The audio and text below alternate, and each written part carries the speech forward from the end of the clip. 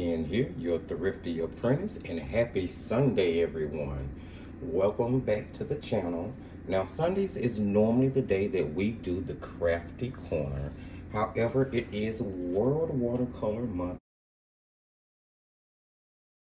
and in lieu of a lot of the videos that I do in the month of July, we will include watercolor. So we are going to be doing a watercolor painting today. Don't worry, guys. We were going to get back to the crafty corner on next Sunday with watercolor, but we'll be back to the crafty corner. So let me tell you guys really quickly before we jump into this how I tackle World Watercolor Month, in case you don't know.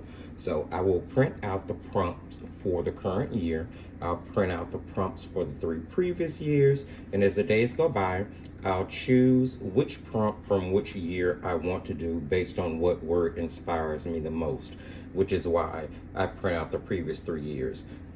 If by chance nothing from that particular date of the 4 years inspires me, then I'll just paint.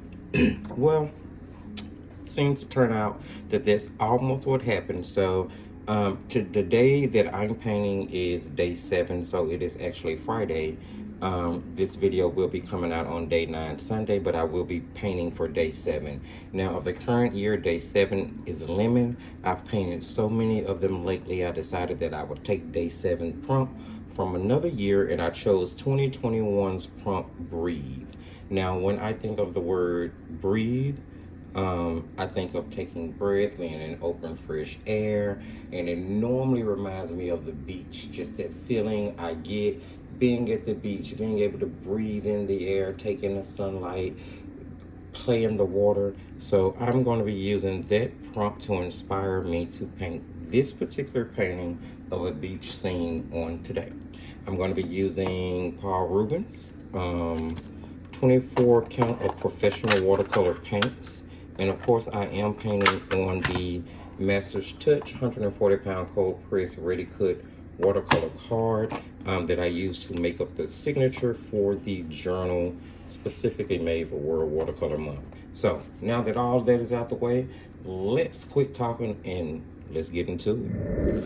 Okay, guys, just to recover, I am going to let you know I am going to be working with the Paul Rubens 24 solid professional watercolors. I did pre-spray my watercolors before I started, just so that they'd be ready to go.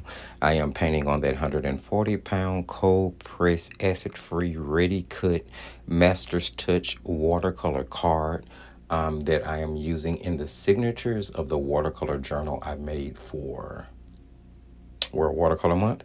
And I know I'm kind of repeating some things that I said at the beginning of the video, but I just wanted to reiterate exactly what was going on.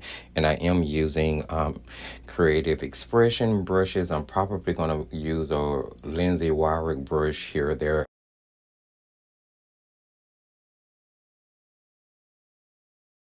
I just kind of interchange in between the 2 brushes.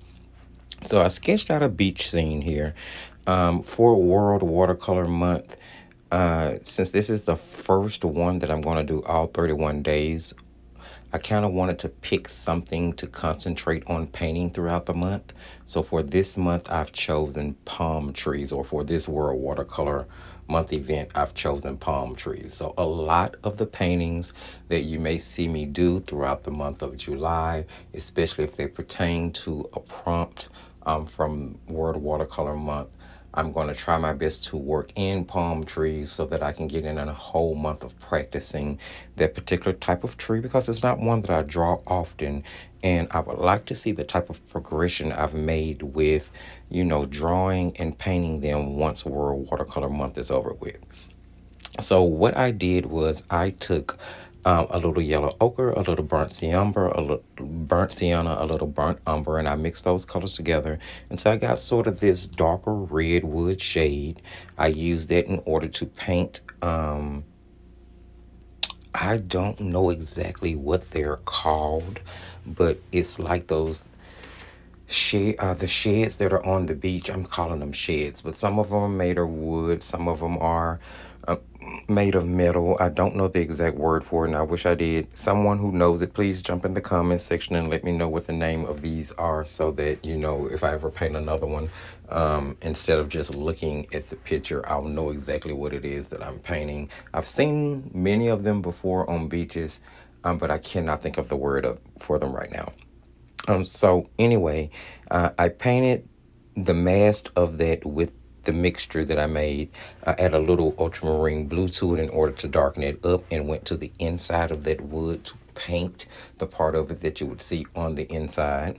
Afterwards, I darkened that mixture a little bit more with a little bit more burnt umber, and I painted the two little beach chairs, and the cooler that's beside the two beach chairs was painted with a little yellow ochre, a little of the medium yellow color, which I forget what it's called in this particular set at the moment, but not the one that looks like a lemon, but the one that looks more like an orange. That was used to paint the base of that cooler sitting by the chairs, and then the top I just hit with a little cerulean because I know I'd be using that color in the sky.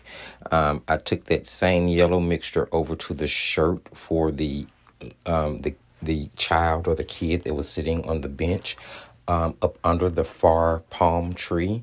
And then I just used a little bit of that same cerulean and ultramarine mixed into it to paint the shirt for the adult and the beach chair that was closer to the water. Once all of that was done, and I hit the little bench up that the adult and the child was sitting on with the same color that I painted the chairs with. I moved on to painting the sky, which I used cerulean. I want to say that color is cerulean and ultramarine. I started at the top of cerulean, and I just brought it all the way down to my horizon line. I was sure to paint inside in between the curtains. Now the curtains, what is that thing called? I cannot think of what it's called. I can't. For lack of better terminology, I'm calling it a little shed, but it's not a shed, a little covering. That little covering has those white curtains, and I really wanted them to be able to stand out, so I was sure to paint the sky with a little bit darker definition just around the top of it, just so that white would stand out around the top and just on the inside there, where you would be able to see the side, the sky and the sea through the curtains. Afterwards, I grabbed that gray mixture that I made, which is made from the burnt sienna and the ultramarine blue. I watered it down a lot. I used it to base in the bark of my palm trees, and then I darkened that, use it in more concentration, more paint than water, in order to do the shadows of those palm trees. Now I just ran those shadows on the one closer to the water down the left side, on the one closer to the foreground down the right side. Now the sun is going to be reflecting into the painting from the top right corner. The object that I'm trying to pull off here is to keep the painting as light as possible, which is why you see me using as many colors as I can to add the definition but not make the painting too dark itself. Once I got the sky right, moved on to painting the water, and I'm just repeating the same colors that I used in the sky and the water. That is the cerulean and the ultramarine. I did go ahead and mix in a little bit of the sap green, which I was going to be using to paint the palm fronds. I just kind of threw, just in case, there will be a little reflection of that in the water. And I'm bringing the water in towards the sand, towards the shore. And as I do it, I'm softening that line, because I didn't want there to be like a distinct definition between where the water ended and the sand started. That actually worked out really well. And you can just use a paper towel to blot as you're painting. That'll help you keep that line soft. Next, I moved on to painting the top of the palm trees, of the palm fronds.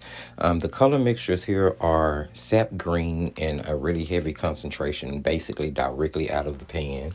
I'm going to take that sap green and I'm going to actually mix a little ultramarine blue and a little burnt umber into it, which is going to give me a darker, more olivey green.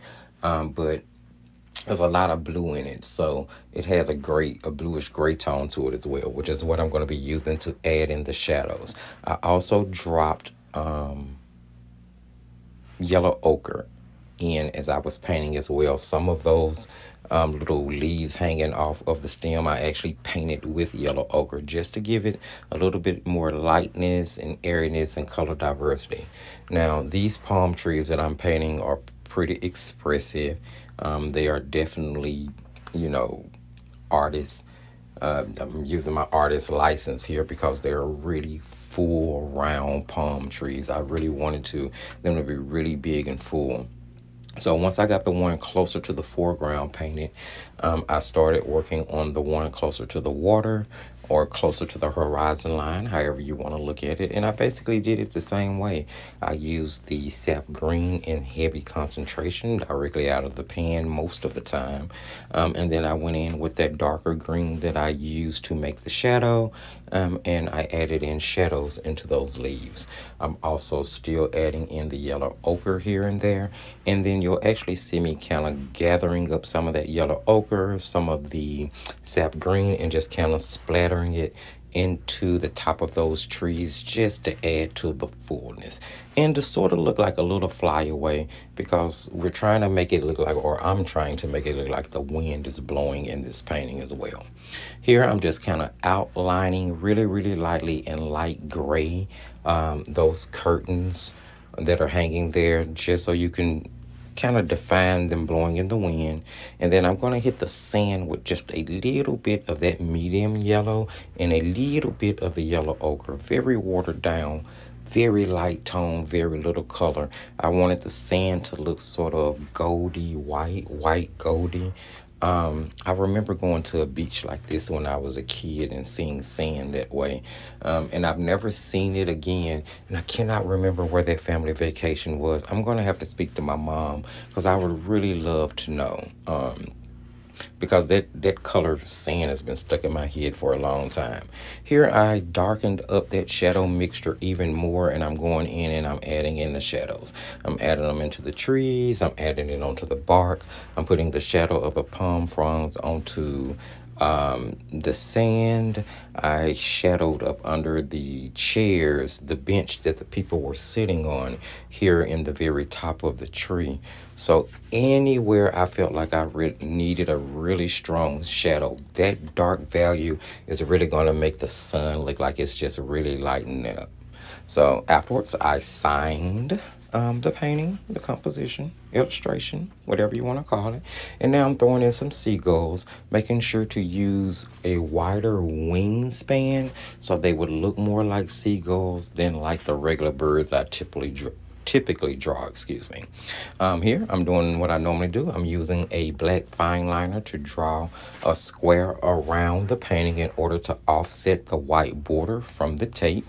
I'm going to remove that adhesive by putting the tape in an angle or heating it and taking it off. And that is going to bring us to an end. That's pretty much what I did. We're wrapping it up and we're going to jump back into the video. All right, friends, there you have it. Really straightforward, really simple. Hopefully it was really easy and I kind of explained everything to you guys in enough detail so that you'd be able to paint this if you chose to. Keep in mind that you can use the gear on the video to slow down or even speed up more if you choose to, so you can always learn at your own pace. Play the video as many times as you need. You have my permission. Play it over and over again. Yeah, so hopefully you guys picked up on something that you liked today, saw something that you like. If you did, don't forget to give the video a thumbs up. Keeping in mind that it is really going to help the channel grow and I would really appreciate it. Share the video. Sharing is caring, and someone else might like to see or even know this information. Keep in mind the video description is going to have all the relevant links associated with the channel from the Etsy shop in case you choose to support. The Thrifty Apprentice sponsored Facebook group, Paints, Pencils, Pastels, and Markers, where we do all things artsy and crafty, and all artists and crafters alike are welcomed. There's also a link for the most recommended product list coming out of the studio. They're going to be really good quality products, but very budget friendly on the pocket.